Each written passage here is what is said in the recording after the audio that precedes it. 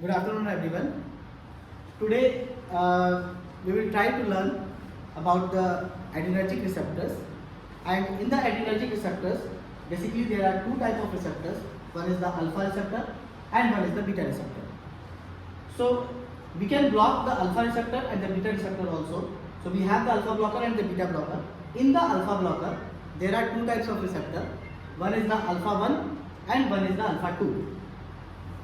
In this diagram we can see alpha 1 is the postsynaptic receptor.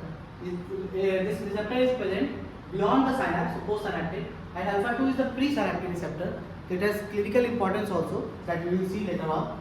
But if the drugs are blocking both the receptor, then it is called non-selective alpha blocker. And if the drug is blocking either one of the alpha receptor, today we will talk about the only alpha receptor, not the beta. Beta later on in another lecture. So if the drugs are blocking selectively only alpha 1 or alpha 2, then it is known as selective alpha 1 or alpha 2 blockers. So this was the background. So is there any difference between the adrenergic receptor blocker and adrenergic neuron blocker? Yes, there is a difference. Because if we are blocking the receptor, receptor is this, alpha and beta receptor. If we are blocking the receptor, then it is called adrenergic receptor blocker. Now, and if we are blocking the release of these neurotransmitters, storage of these neurotransmitters, then it is known as adrenergic neuron blocking drugs. So there is a difference between the adrenergic receptor blocker and adrenergic neuron blocking drugs. So this you have to make it clear. So coming to the receptor type, what are the various alpha receptors and how they are function, what are the actions of these receptors? So we will see this. Alpha receptors are basically of two types, alpha 1 and alpha 2. There it is written the GQ. GQ is the stimulatory. GQ means it's stimulatory. In the general pharmacology, there is a receptor subtype you will see. The GQ is the stimulatory and GI is the inhibitory one. So this means alpha 1 when get stimulated, when you stimulate the alpha 1 receptor, then the adrenergic neurotransmitter will increase. And when you are stimulating the alpha 2 receptor, the adrenergic neurotransmitter will decrease. So that's why in the previous diagram it was written alpha 2 was presynaptic, and presynaptic will inhibit the release. If you are stimulating the presynaptic receptor, it will inhibit the release of the adrenergic neurotransmitter. In the alpha 1, you have the another subtype alpha 1A and the alpha 1B oblique 1D. So these are the two basically subtype of alpha 1 receptor. This is also very important that we will see. Clinically also it is very important. Where is the alpha 1A receptor? This you have to remember. Where is the alpha 1A receptor is present? You can see from the diagram. This is the diagram of the bladder, and this is the prostate. This is the trigone muscles of the bladder. So alpha 1A specifically is present in the trigone muscles of the bladder and the prostate. So if you have to target this muscle and this prostate, then you have to target which receptor? Alpha 1A receptor you have to target. The second you can see from the diagram is the eye. So alpha 1A receptor is present in the eye also. So what alpha 1A receptor is doing in the eye? It is causing the mydriasis. Adrenergic will cause the mydriasis. So the pupils are dilated. So alpha 1A receptors are located in the smooth muscles of the trigone and the bladder. So here it is causing the contraction. In the previous lecture I told you about that only the heart rate is increased with the adrenergic, rest other things will decrease with the adrenergic nervous system. So decrease means it will cause the dilatation. It will cause the urine outflow is increased. Urine outflow is increased when there is a dilatation of this one. Okay, and urine outflow is decreased when there is a contraction of this prostatic urethra and the bladder trigone muscle. So here it is causing the contraction of smooth muscles of bladder trigone. So by the contraction, what we will get? When there is a contraction of this smooth muscle, it will impair the outflow of urine. Outflow of urine will be impaired. So in the BPH also, in the prostate, in hypertrophy of prostate, when there is a hypertrophy of prostate, there is a contraction of there is the lumen of this become narrow. So that's why the urine outflow is not proper in the BPH, benign prostate of hypertrophy. So we are targeting here alpha 1A receptor so that this become widened, ये थोड़ा सा wide हो जाए and urine outflow आराम से हो जाए. So this is the reason we are targeting the alpha 1A in the BPH case. And in mydriasis when you stimulate alpha 1A, it will cause the mydriasis part. The second part, alpha 1B and alpha 1D. So alpha 1B and 1D is present in the blood vessel. This is the blood vessel. And what it is doing here, it will stimulate. It's a GQ now. It will stimulate. It will cause the vasoconstriction. It will cause the vasoconstriction. So we can target here in case of hypertension. Because if we are blocking this receptor alpha 1B 1D, it will cause vasodilatation and we can treat the hypertension in some manner. But if these are not the drug of choice, we will see later. Alpha 2 subtypes are alpha 2A, 2B and 2C. These are the location in the previous diagram we have seen. Presynaptic location was there. Alpha 2 receptor was located presynaptically, and it will, when you stimulate the presynaptic, it is an inhibitory. It will inhibit the release of neurotransmitters.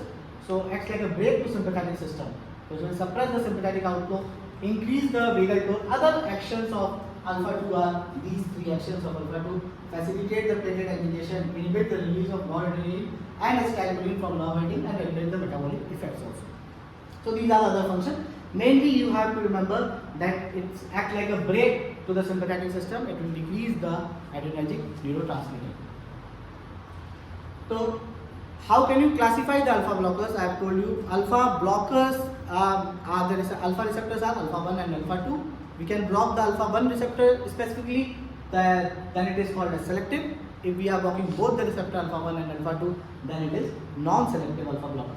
In the non-selective alpha blocker, we have the two types of maybe three types of categories, but the one is not very clinically used in India. The non-selective is the irreversible and reversible. Irreversible, we have the phenoxybenzamine, very important drug. Phenoxybenzamine, its use is very important. And reversible, we have the phentolamine and tolazurine. So these are the two reversible drug, and these are the one. This is the one irreversible drug. And the third one is algate alkaloid. It's not used here. Algate alkaloid is basically used in case of migraine. In the selective antagonist, we have either we can target the alpha 1 or we can target the alpha 2. In the alpha 1, we are targeting the prazosin, tyrosine, these are the alpha 1, and this I can say this alpha 1A, alpha 1, this is super selective. This is selective one, and this one, these two drugs are super selective. So I have named it in the super selective part that we will see. Why it is super selective? Because this receptor is present in the prostate.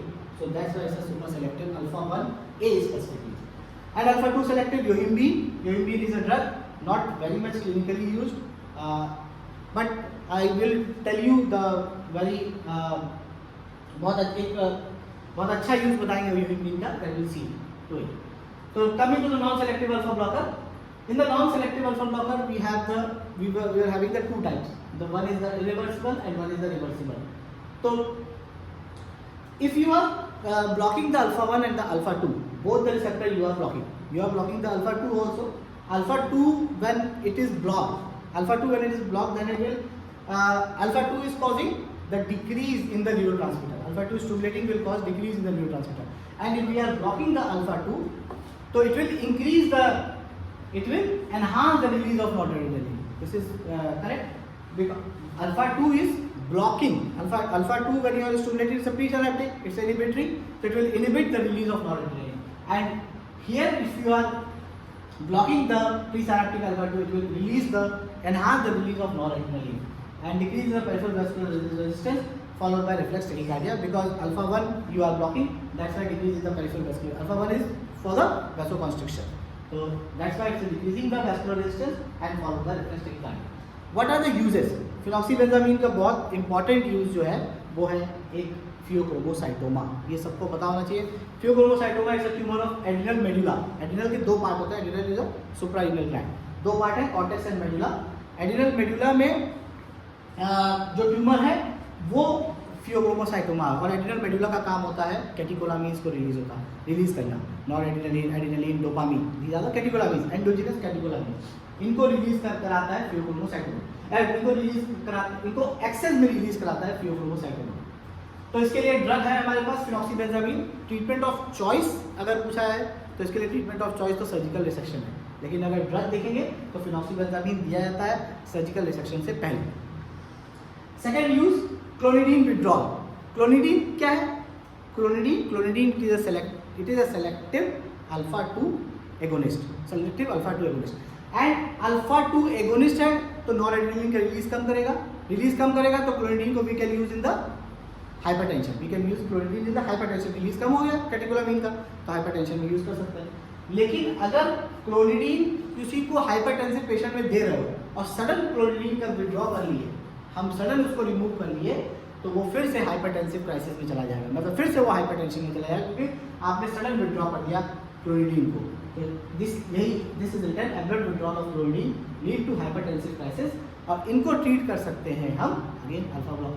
Hypertensive crisis क्या हो रहा है? Adrenergic की चीज़ें बढ़ रही हैं तो we can give the alpha blocker. और अल्फा ब्लॉकर इसमें फेंटोलामीन और टोलाजोलिन, नॉन सेलेक्टिव, सेलेक्टिव काम नहीं करेगा, नॉन सेलेक्टिव फेंटोलामीन और टोलाजोलिन देंगे। थर्ड वन इज द चीज रिएक्शन। चीज में क्या होता है?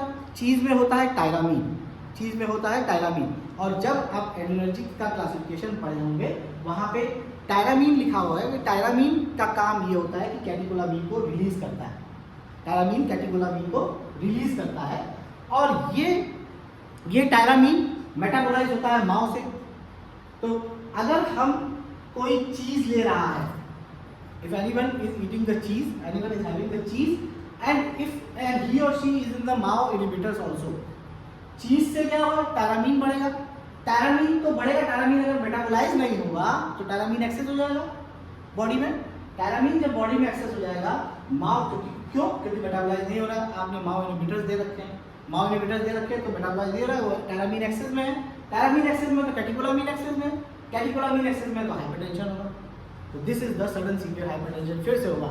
वही है चीज, इसी को कहते हैं चीज रिएक्शन। जो टायरामीन कंटेनिंग फूड्स होंगे, टायरामीन कंटेनिंग जो भी फूड्स होंगे, जैसे चीज है, आप उसको दोगे विद माओ इनहिबिटर्स के साथ तो उसमें ये सडन सीवियर हाइपरटेंशन देखा जाएगा because of accumulation of tyramine. और इनके लिए ड्रग जो है तो phentolamine is given to this, again non selective alpha blocker phentolamine. Other uses भी लिखे हुए हैं, कुछ अदर यूजेस भी हैं, जैसे फेंटोलामीन है, ये तो एफडीए अप्रूव्ड है, फेंटोलामीन इज एफडीए अप्रूव्ड। कहाँ है? आपने एक बहुत इंपॉर्टेंट क्वेश्चन है, why the local anaesthetic given along with adrenaline. तो sympathomimetic is the adrenaline, adrenaline we are giving with the local anaesthetic to prolong the action of local anaesthetic, है ना। तो अगर एड्रेनालिन के साथ लोकल एनेस्थेटिक है, इसको रिवर्स करना है, इसको वापस उस नॉर्मल कंडीशन में लाना है, तो रिवर्स करने के लिए, एनेस्थीसिया को रिवर्स करने के लिए फेंटोलामीन, क्योंकि आप अल्फा ब्लॉकर्स दे रहे हो ना, non selective alpha blocker. Sympathomimetic drug आप पहले से ही दे रखे हो, उसको ब्लॉक करना है इफेक्ट को, तो अल्फा ब्लॉकर्स दे रहे हैं फेंटोलामीन, ठीक है। दूसरा ये ऑटोनॉमिक हाइपर रिफ्लेक्स, किसी का स्पाइनल कॉर्ड का ट्रांजैक्शन हुआ है, किसी का हुआ है, तो उसमें क्या कैटेकोलामीन एक्सेस हो गया है, कैटेकोलामीन एक्सेस की वजह से ऑटोनॉमिक हाइपर रिफ्लेक्स किया हुआ है, तो उसमें भी नॉन सेलेक्टिव अल्फा ब्लॉकर फिनॉक्सीबेंजामीन दे दी, लेकिन ये ऑफ लेवल यूज है। तो मेन यूज तो ये तीन तो है, pheochromocytoma, clonidine withdrawal, cheese reaction, और ये वाला to reverse the action of this, ठीक है, okay. Selective alpha 1 blocker, selective alpha 1 blocker कौन से थे? प्राजोसिन, टेराजोसिन, वर्सालोसिन, ये सब थे ना। तो इनको भी थोड़ा सा समझते हैं। प्राजोसिन सेलेक्टिव अल्फा 1 ब्लॉकर है। अब हम नॉन सेलेक्टिव से साइड इफेक्ट भी होंगे। नॉन सेलेक्टिव है क्योंकि अल्फा 1 अल्फा 2 दोनों को ब्लॉक कर रहा है, अल्फा 2 ब्लॉक होगा तो साइड इफेक्ट आ रहे हैं, ठीक है। हमें जो चाहिए सिर्फ वही चाहिए, तो हम selective alpha 1 blocker, selective alpha 1 blocker दे दिया, तो this have replaced the non selective part. लेकिन ये जो है सुपर सेलेक्टिव नहीं है प्राजोसिन जितने भी अल्फा 1 के सब टाइप है, alpha 1A, alpha 1B, alpha 1D, तीनों को ब्लॉक करता है। तो अब तीनों को ब्लॉक करेगा तो भी कुछ साइड इफेक्ट आएगा, तो वो भी देखेंगे क्या है। तो ब्लॉक सिम्पथेटिकली मेडिकेट वैसोकंस्ट्रिक्शन, है ना। वैसोकंस्ट्रिक्शन जो हो रहा था अल्फा 1 की वजह से वो ब्लॉक हो जाएगा, लेकिन ये नहीं होगा, क्यों? क्योंकि अल्फा 2 ब्लॉकेट हो ही नहीं रहा है प्राजोसिन से अल्फा 2 तो नहीं ब्लॉक हो रहा। क्योंकि प्रायोजिन सेलेक्टिव अल्फा 1 ब्लॉकर है, और अल्फा 2 जब ब्लॉक हो रहा था तो ही नॉरएड्रेनालिन रिलीज हो रहा है, क्योंकि अल्फा 2 अगर बढ़ाओगे तो नॉरएड्रेनालिन घटेगा, कैटेकोलामीन्स घटेंगे। अल्फा 2 को अगर अल्फा 2 प्रीसिनेप्टिक है, वो इनिबिटरी है, इसलिए ऐसा होता है। हम प्रीसिनेप्टिक को इनिबिट करेंगे तो नॉरएड्रेनालिन रिलीज बढ़ेगा, ठीक है। प्रायोजिन 50 to 70% बायोअवेलेबिलिटी है, अल्फा 1 एसिड ग्लाइकोप्रोटीन से बाउंड होता है, और इसकी हाफ लाइफ 2 से 3 घंटे है, और ड्यूरेशन ऑफ एक्शन इसका बहुत इसीलिए बहुत कम होता है, हाफ लाइफ इसकी कम होती है, मेटाबोलाइज्ड बाय लीवर। ये प्रायोजिन की टैबलेट है, 2.5 मिलीग्राम की टैबलेट होती है, लेकिन प्रायोजिन से एक बहुत इंपॉर्टेंट साइड इफेक्ट है, और ये साइड इफेक्ट आपसे बार बार पूछा जाएगा, बाद में पूछते हैं, और उसको देखते रहिए कि फर्स्ट डोज हाइपोटेंशन उसे कहते हैं, mark postural hypotension and syncope, first dose effect कहा जाता है, क्योंकि शुरुआत में प्रायोजिन जब दिया जाता है, शुरुआत की कंडीशन, शुरुआत में स्टेजेस में ये होता है कि प्रायोजिन की वजह से वैसोडायलेटिक, अल्फा ब्लॉकर है, वैसोडायलेटेशन तो होगा, लेकिन ये ज़्यादा करती थी, इसकी वजह से मार्क्ड हाइपोटेंशन होता था। तो इसको सही करने के लिए हम कुछ प्रिकॉशंस ले सकते हैं, एज अ क्लिनिशियन एक कुछ प्रिकॉशंस लिया जा सकता है। डोज को कम रखिए, शुरुआत में डोज कम दीजिए, शुरुआत में कोशिश करिए बेड टाइम पे दीजिए, रात में दे पेशेंट दवा खाने सो जाएगा, उसको हाइपोटेंशन नहीं होगा, शुरुआत में बेड टाइम पे दीजिए, धीरे धीरे डोज को बढ़ाइए, धीरे धीरे डोज को बढ़ाइए, और ये ध्यान रखिए और कोई एंटी हाइपरटेंसिव तो नहीं चल रही है, या चल रही है तो क्या वो इफेक्ट करेगी, कहीं पता चला दोनों एंटी हाइपरटेंसिव हाइपोटेंशन कर रही है तो वो चीज़ नहीं करनी है, वो देखना पड़ेगा। तो ये प्रिकॉशन रखेंगे तो फर्स्ट डोज इफेक्ट नहीं होगा, फिर ठीक धीरे धीरे जब 1-2 महीना खा लेगा पेशेंट तो ये फर्स्ट डोज इफेक्ट भी चला जाएगा। इंडिकेशंस देखेंगे बाद में, सारे थेरेपेटिक यूजेस जब आएगा सब उसमें देख लेंगे, लेकिन इसका इंडिकेशन वही हाइपरटेंशन में यूज करते हैं प्रायोजिन को। ट्रायोसिन, डॉक्साजोसिन, एफ्लूजोसिन ये तीनों एक साथ पढ़ लेते हैं, क्योंकि कंजीनर है ये प्रायोजिन के, प्रायोजिन की तरह ही होते हैं, लेकिन कुछ डिफरेंसेस हैं और फार्माकोकाइनेटिक प्रोफाइल में मार्क डिफरेंसेस हैं, इसीलिए ये एक चार्ट में देख लेते हैं। बायोअवेलेबिलिटी ट्रायोसिन की सबसे ज़्यादा है, तो प्रायोजिन की हाफ लाइफ बहुत कम थी, इसकी हाफ लाइफ ज़्यादा है, इसकी हाफ लाइफ भी ज़्यादा है, तो 1 साइड सफिशिएंट है। प्रायोजिन एक दिन में एक बार से काम नहीं चलेगा, इसकी हाफ लाइफ ज़्यादा है, ये ठीक है। लेकिन ये बड़ा इंपॉर्टेंट है, टेराजोसिन और डॉक्साजोसिन, टेराजोसिन और डॉक्साजोसिन जो है ये बीपीएच में बहुत अच्छा काम करती है। मैंने आपको बताया था जो सेलेक्टिव अल्फा 1A है वो बीपीएच में यूज़ करते हैं, लेकिन ये सेलेक्टिव अल्फा 1A नहीं है, अल्फा 1 है लेकिन अल्फा 1 के सारे रिसेप्टर को करती है, लेकिन टेराजोसिन और डॉक्साजोसिन जो है वो एपोप्टोसिस कराती है प्रोस्टेट की स्मूथ मसल्स को, उसके कारण ये बहुत अच्छी ड्रग है, अगर क्रॉनिक बीपीएच में देते हैं तो टेराजोसिन और डॉक्साजोसिन को, ठीक है। और ये एपोप्टोटिक इफेक्ट, ये पॉइंट भी इंपॉर्टेंट है कि ये एंटी एपोप्टोटिक इफेक्ट जो होगा वो ये जो एपोप्टोटिक इफेक्ट होगा ये अल्फा 1 की वजह से नहीं है, ये अल्फा 1 एंटागोनिस्ट है उसकी वजह से नहीं है, ये क्लिनोजोलोन इसकी जो केमिकल स्ट्रक्चर है उसकी वजह से है, इसका एपोप्टोटिक इफेक्ट है, ठीक। सुपर सेलेक्टिव, ये टर्म मैंने रखा है उसको याद करने के लिए कि सुपर सेलेक्टिव अल्फा 1 ब्लॉकर है, क्योंकि अल्फा 1A सब टाइप को इनिबिट कर रही है। ये एक छोटा सा फॉर्मूला है, सीता सेलेक्टिव फॉर राम, तो इससे थोड़ा सा याद होने की कोशिश करेगा। एसआई में एक ड्रग है और टीए से एक ड्रग है जिसे जो सेलेक्टिव अल्फा 1A ब्लॉकर है, सिलोडोसिन और टैमसुलोसिन। सिलोडोसिन और टैमसुलोसिन ये बीपीएच के लिए यही सेलेक्टिव ड्रग है। बिनाइन प्रोस्टेट हाइपरट्रॉफी के लिए 2 ग्रुप ऑफ ड्रग दी जाती है, एक अल्फा 1 ब्लॉकर दी जाती है, एक और है वो भी अभी देख लेंगे। एक ग्रुप ऑफ ड्रग ये है, इसमें ये दोनों नाम याद रखिएगा, टैमसुलोसिन और सिलोडोसिन, ये ड्रग है जो कि बीपीएच के लिए दी जाती है, ठीक है। तो टैमसुलोसिन सेलेक्टिव है अल्फा 1A, और प्रोस्टेट में कौन सा रिसेप्टर, अल्फा 1A और 1B, no effect on the BP और द हार्ट रेट, क्योंकि टैमसुलोसिन अल्फा 1B पे काम नहीं कर रही। अल्फा 1B जब पहले डायग्राम देखा था उसमें ब्लड वेसल्स बना था, अल्फा 1B ब्लड वेसल्स में था। तो ये आपको बहुत अच्छी है कि किसी पेशेंट को अगर हाइपरटेंशन नहीं है, किसी पेशेंट को हाइपरटेंशन नहीं है, सिर्फ प्रोस्टेट की प्रॉब्लम है, तो आप ये देखिए। और लेकिन किसी पेशेंट को हाइपरटेंशन और प्रोस्टेट दोनों की प्रॉब्लम है, तो उसमें हम वाली देंगे प्रायोजिन टाइप की, जो सुपर सेलेक्टिव नहीं थी, जो सिर्फ सेलेक्टिव अल्फा 1 ब्लॉकर्स थी। तो alpha 1A alpha 1D blocker है, और क्यों इसका बीपी और हार्ट रेट में कोई इफेक्ट नहीं इफेक्ट होगा। Half life 5 ton metabolized by CIP. Side effect इसका ये रेट्रोग्रेड इजैकुलेशन की बड़ा इंपॉर्टेंट साइड इफेक्ट है, इससे प्रॉब्लम्स होती हैं पेशेंट्स को। तो टैंक्सोलोसिन यूज्ड इन बीपीएच। 0.4 mg की ड्रग है। एल्गेट अल्कोलॉइड यहाँ पे इसका ऐसा रोल नहीं है, principally it is used in migraine. यही मैं बार बार बोल रहा था, एल्गोटामिन एल्गोटॉक्सिन जब भी माइग्रेन देखेंगे तब उसमें और क्लियर हो जाएगा। अल्फा ब्लॉकर्स के क्या क्या यूजेस होंगे। एक यूज फियोक्रोमोसाइटोमा हो गया, फियोक्रोमोसाइटोमा सबको पता चल गया। फियोक्रोमोसाइटोमा ये क्या है, एडिनल मेडुला है। ये कॉर्टेक्स से बाहर का पार्ट, अंदर का पार्ट मेडुला है। मेडुला के अंदर जो जो जो ये ट्यूमर जनरेट हो रहा है उसे कहते हैं pheochromocytoma, tumour of adrenal medulla. Adrenal medulla का काम होता है एंडोजिनस कैटेकोलामिन को रिलीज करना। तो ये एंडोजिनस कैटेकोलामिन ज्यादा भर के रिलीज होंगे, उसी कारण एडवर्स इफेक्ट होगा फियोक्रोमो, उसी कारण क्लिनिकल फीचर्स आएंगे फियोक्रोमोसाइटोमा के। तो दो तरह से हो सकता है, बोला कैटेकोलामिन, एड्रेनलिन, नॉर एड्रेनलिन, डोपामिन, ये कैटेकोलामिन्स होते हैं। तो या तो फियोक्रोमोसाइटोमा ये जो मेडुला है तो एड्रेनलिन भी प्रोड्यूसिंग होता है और नॉर एड्रेनलिन भी प्रोड्यूसिंग होता है, मतलब दोनों प्रोड्यूस कर सकता है, चाहे एड्रेनलिन नॉर एड्रेनलिन। लेकिन डिफरेंस कहाँ है, डिफरेंस यहाँ है कि अगर एड्रेनलिन प्रोड्यूसिंग फियोक्रोमोसाइटोमा है उसमें क्या देना है, नॉर एड्रेनलिन प्रोड्यूसिंग फियोक्रोमोसाइटोमा उसमें क्या देना है। तो ये डिफरेंस है। एड्रेनलिन प्रोड्यूसिंग फियोक्रोमोसाइटोमा है तो अल्फा ब्लॉकर अलोन और beta blocker alone is contraindicated. Alone alpha blocker या बीटा ब्लॉकर कॉन्ट्राइंडिकेटेड है। कारण रीजन ये है, अगर एड्रेनलिन प्रोड्यूस होगा, adrenaline is acting on all the receptor alpha 1, alpha 2, beta 1, beta 2। If you are giving the alpha blocker, if you are giving the alpha blocker alone, तो क्या होगा उससे क्या होगा, fall in the blood pressure होगा। अगर आप alpha blocker दोगे तो एड्रेनलिन से क्या होगा, एड्रेनलिन से अल्फा एंड बीटा, अल्फा की वजह से ये होता है, बीटा की वजह से ये होता है, ठीक है।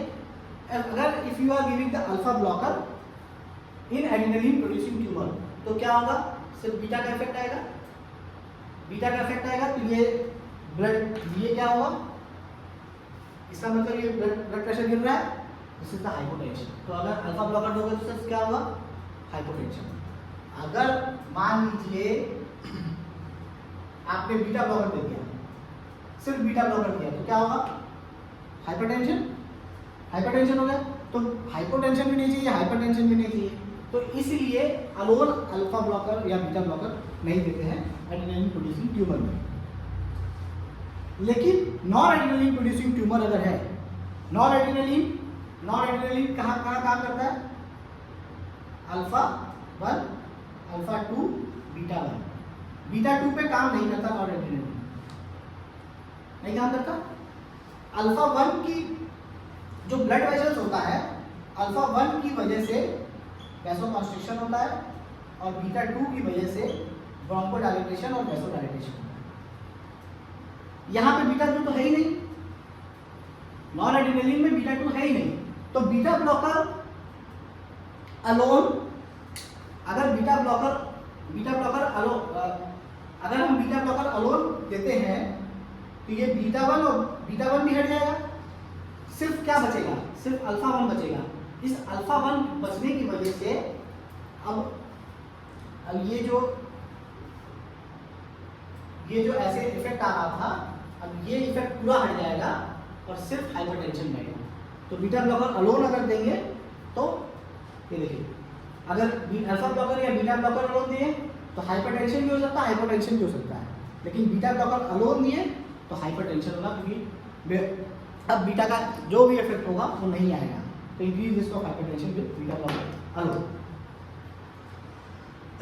लेकिन हमेशा हम फियोक्रोमोसाइटोमा में करते हैं alpha blocker followed by beta blocker, ये हमेशा करते हैं, ये इसी कारण से करते हैं ताकि ना तो हाइपरटेंशन हो पेशेंट को, ना तो हाइपोटेंशन हो। सेफ साइड यही है कि अल्फा प्लस बीटा ब्लॉकर दीजिए, बोथ द कंडीशन, चाहे एड्रेनलिन प्रोड्यूसिंग ट्यूमर हो, तभी हम बहुत ज़्यादा देखते नहीं कि एड्रेनलिन प्रोड्यूसिंग ट्यूमर है कि नॉन एड्रेनलिन है, alpha plus beta blocker both can be given in this condition, ठीक है।